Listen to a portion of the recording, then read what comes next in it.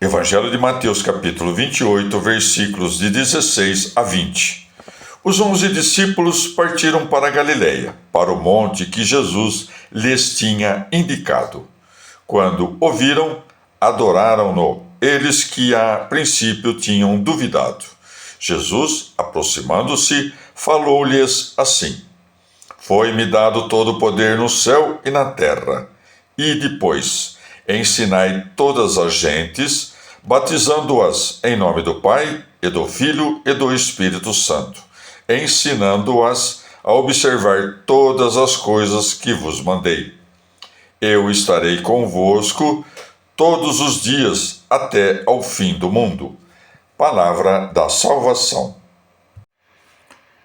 Comentário Mateus 28, de 16 a 20, Santo Agostinho. Porém, deve-se considerar como o Senhor pôde ser visto na Galiléia de uma maneira corporal, pois é manifesto que não foi visto no mesmo dia em que ressuscitou. Com efeito, foi visto em Jerusalém no mesmo dia, no início da noite, como concordam Lucas e João, de modo perfeitamente adequado. Tampouco foi visto nos 8 dias seguintes, depois dos quais diz João que o Senhor apareceu aos discípulos, quando Tomé, que não ouvira no dia da ressurreição, ouviu pela primeira vez. A não ser que alguém diga que aqui não se trata daqueles 11 que já então eram chamados de apóstolos, mas sim de outros 11 discípulos, pertencentes ao grande número dos que seguiam Cristo. Mas ocorre aqui outra dificuldade, pois João, quando recorda que o Senhor não foi visto no monte pelos 11, mas junto ao mar de Tiberíades por 7, que estavam pescando, afirma que era já a terceira vez que Jesus se manifestava aos seus discípulos, coisa que deve ser entendida como referindo-se ao número de dias, não de aparições. Se, no entanto, aceitarmos que o Senhor foi visto dentro daquele período de 8 dias, antes que Tomé o visse, por alguns dos 11 discípulos, essa aparição junto ao mar de Tiberíades não será a terceira, mas a quarta.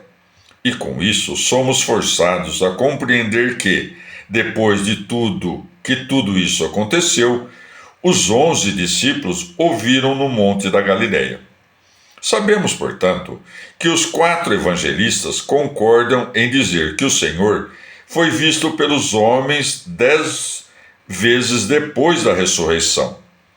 Uma pelas mulheres, junto ao sepulcro, outra também por elas quando saíam do sepulcro em direção ao caminho, a terceira vez por Pedro, a quarta pelos 2 discípulos que iam para Emaús, a quinta por muitos em Jerusalém, onde não estava Tomé, a sexta quando foi visto por Tomé, a sétima junto ao mar de Tiberíades, a oitava no monte da Galiléia, de acordo com Mateus, a nona narrada por Marcos, quando estavam à mesa, porque já não comeriam com ele na terra, a 10ª no mesmo dia, já sobre a terra, mas elevado na nuvem, quando subiu aos céus, como recordam Marcos e Lucas. Mas nem tudo foi escrito, como reconhece João. Era, pois, frequente a convivência do Senhor com eles nos 40 dias anteriores à sua ascensão aos céus. Comentário Mateus 28, de 16 a 20, São Jerônimo. Portanto, Jesus foi visto no monte da Galiléia depois de sua ressurreição, e ali foi adorado. E conquanto alguns duvidem, sua dúvida aumenta nossa fé. Segue, quando o viram, adoraram-no, mas alguns duvidaram. Foi dado o poder àquele que pouco antes havia sido crucificado, encerrado em um sepulcro e depois ressuscitou. A ele foi dado o poder no céu e na terra, para que aquele que antes reinava no céu reine agora na terra, pela fé dos que creem. Em primeiro lugar, ensinam a todas as pessoas. Em seguida, depois de instruí-las, batizam-nas com água. Não pode, pois, acontecer que o corpo receba o sacramento do batismo se a alma não tiver antes recebido a verdade da fé, batizando-as em nome do Pai, e do Filho e do Espírito Santo, a fim de que haja uma só doação para aqueles que têm uma única divindade, que, sendo um só Deus, designa-se pelo nome de Trindade. Considera-se esta ordem essencial. Mandou que seus apóstolos ensinassem primeiro todos os povos, depois que os batizassem com o sacramento da fé, e que, depois da fé e do batismo, ensinassem o que deveriam guardar. Por isso segue, ensinando-as a observar todas as coisas que vos mandei. Portanto, aquele que promete estar com os discípulos até o fim dos tempos, manifesta que eles serão sempre vitoriosos e que nunca se separará dos que creem. Comentário Mateus 28, de 16 a 20. São Beda. Depois de afirmar que a ressurreição foi anunciada pelo anjo, São Mateus narrou que também os discípulos viram o Senhor, dizendo: os 11 discípulos partiram para a Galiléia, para o monte que Jesus lhes tinha indicado. Por quê? Marchando em direção à paixão, disse o Senhor aos seus discípulos: depois que eu ressuscitar, irei diante de vós para a Galiléia. Mateus 26, 32. O anjo também disse às mulheres: dizei a seus discípulos que ele vai adiante de vós para a Galiléia. Marcos 16, 7. Por isso, os discípulos obedeceram às ordens do Mestre, e os 11 discípulos para lá seguiram com o fim de o adorarem, pois um deles já havia perecido, aquele que havia entregue o Senhor, seu Senhor e Mestre. O Senhor apareceu-lhes num monte para dar a entender que, ao ressuscitar, já havia levado sobre todas as coisas o corpo que havia tomado da terra ao nascer, comum a todo o gênero humano, e também para lembrar aos fiéis, se desejassem ver ali a majestade de sua ressurreição, que deveriam aqui se esforçar para passar das mais baixas paixões aos mais elevados desejos.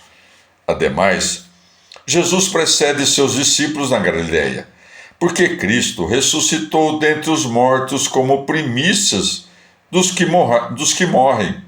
Seguem também os que pertencem a Cristo e, de acordo com a sua condição, migram da morte à vida, contemplando a divindade em sua beleza. E é coerente que tudo isso tenha ocorrido na Galiléia, que traduz-se como revelação. Isso não se diz em relação à divindade, pela qual é coeterno com o Pai, mas com respeito à humanidade que havia assumido e em virtude da qual se havia diminuído para ser, por um pouco de tempo, inferior aos anjos. Hebreus 2:9. Aquele que dissera antes da paixão: não vades, é para entre os gentios, Mateus 10:5, quando ressuscitou dentre os mortos, disse-lhes: e depois, ensinai todas as gentes. O que mostra que os judeus se confundem ao dizer que Cristo viria unicamente para a sua salvação.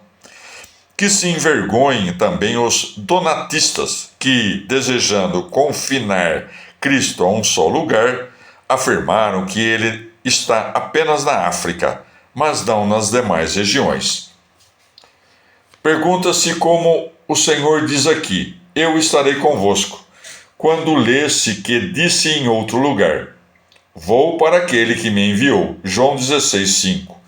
Mas algumas coisas se atribuem à humanidade e outras à divindade. Foi ao Pai por sua humanidade. Permanece com seus discípulos na forma em que é igual ao Pai. Já quando disse até ao fim do mundo, Emprego finito para significar o infinito, porque aquele que na vida presente permanece com os seus eleitos, protegendo-os, também estará com eles depois do fim, premiando-os. Comentário Mateus 28, de 16 a 20. Santo Hilário.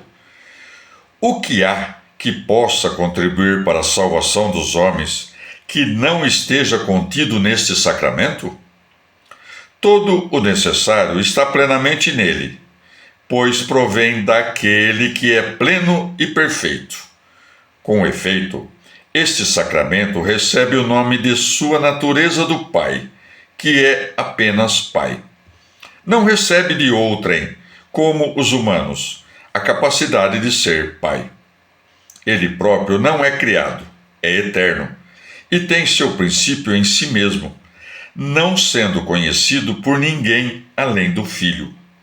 Este, por seu turno, é Filho não criado, único de um único, verdadeiro do verdadeiro, vivo do vivo, perfeito do perfeito, virtude da virtude, sabedoria da sabedoria, glória da glória, imagem do Deus invisível, forma do Pai ingênito.